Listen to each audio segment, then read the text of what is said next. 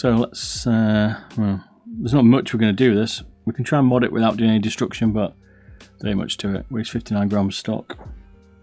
That's what we get out of it, I guess. Don't think we're expecting to get much.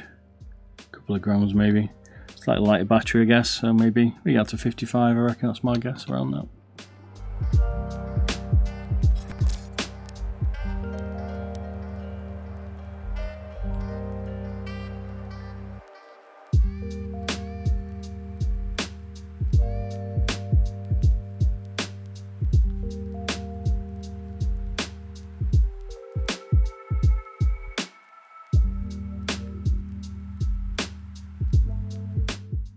It looks like once you take these out, you have to glue them back. Oh, maybe they'll clip.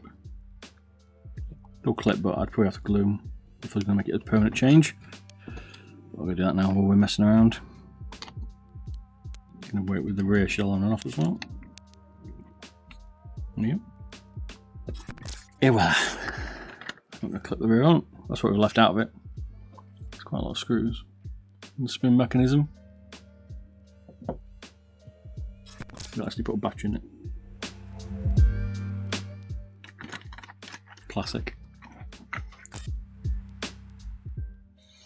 So 56 with a stock battery, not bad. 4 grams off it, pretty tasty given what we're taking out of it. If you wet the rear off it, 49.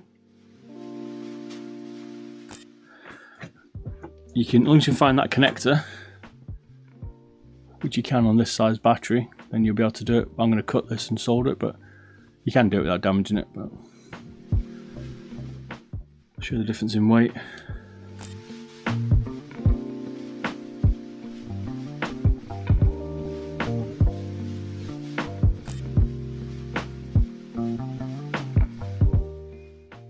But I'll probably put 200 in it if you've got one. You want it to last a good longer session. This 150 is probably going to last about 6 hours, something like that.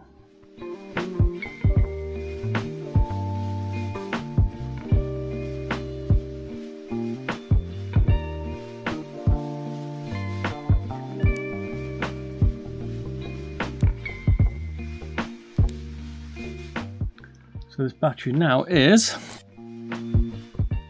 3.5.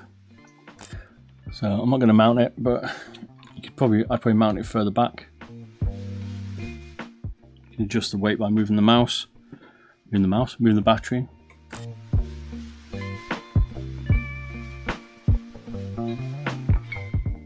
So 50 grams, it's not bad, to be fair. 42, damn son. So that's it, I guess, on this one. I think 49 grams is pretty good.